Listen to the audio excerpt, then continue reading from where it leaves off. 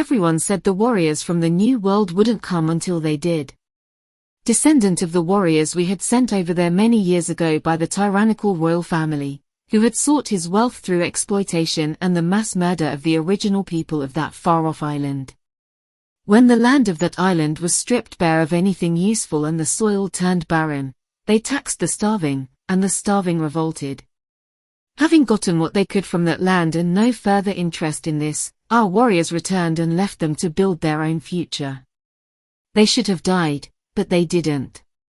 They say the Holy Mother, who birthed this world and the countless many that light up the night sky, saved them with her love.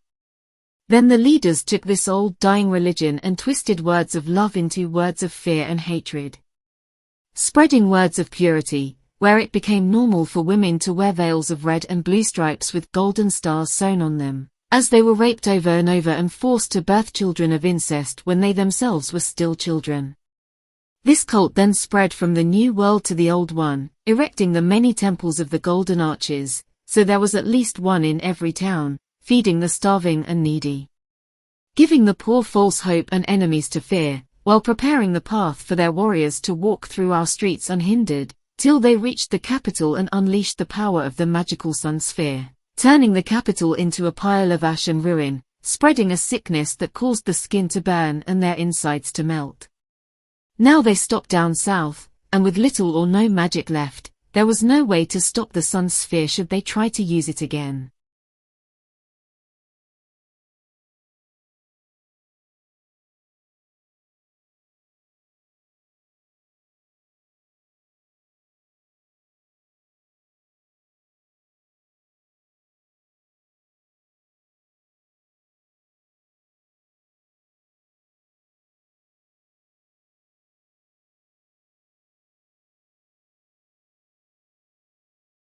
The spirit of midwinter will soon fly across the sky and bring about the first sunrise in a month. For some reason, everyone was trying to get on with the celebrations even though the capital lay in ruins and the New World Army was beckoning at the door. Walking past the old temple that had been defaced by the hideous golden arches, an anger welled up in me, but the only thing I could do is bite my tongue and douse my magic and keep myself small and hidden. I took a deep breath and then continued to walk on through the dark, cold, and damp streets, barely a sign of what was about to happen this very night. The rumor is it started with an argument from a follower of the Golden Arches Temple with a non-believer. I could hear the scuffle in the street below. It wasn't that unusual in the poorer part of town, but it made me reach for my knife on the bedside table just in case. More shouting then could be heard as more of the cult came to help their friend. It was then that I put my clothes on. The scuffle was now a full-grown riot, and windows were being broken and the smell of smoke now filled the building. Lifting up the floorboards, I took hold of my bow and remaining arrows and, pulling the hood of my cloak over my face to hide my identity, I lowered myself out of the window and onto the back streets. Mary, the daughter of the local midwife, saw me and beckoned me over. Something in me decided to go help her. I should have run, but we are where we are now, and that is the right thing, even though it's probably going to end badly. What do you want? I asked her.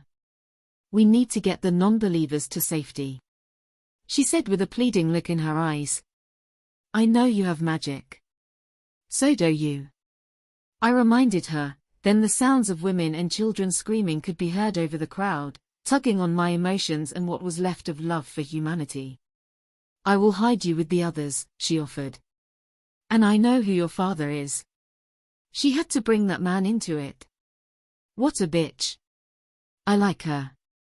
She cast a healing spell on my cloak and wrapped her scarf around my neck, making sure to cover my face.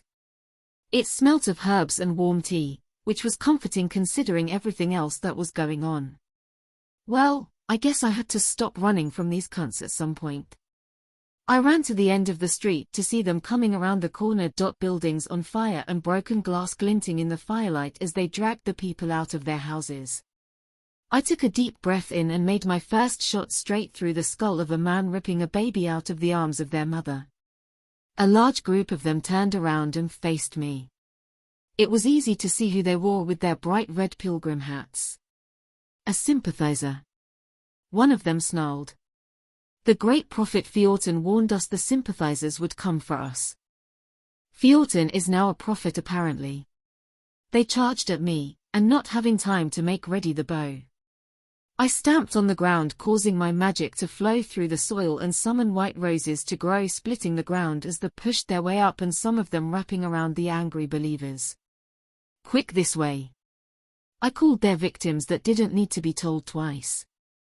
I blocked the narrow ginnel with a wall of thorns and white roses that sparkled in the moonlight. Mary reappeared to lead them away. That was easy, she told me. Several more of these so-called believers were approaching from the other side. Perhaps you shouldn't count your chicks before they hatch. I managed to hold them back with more magical roses.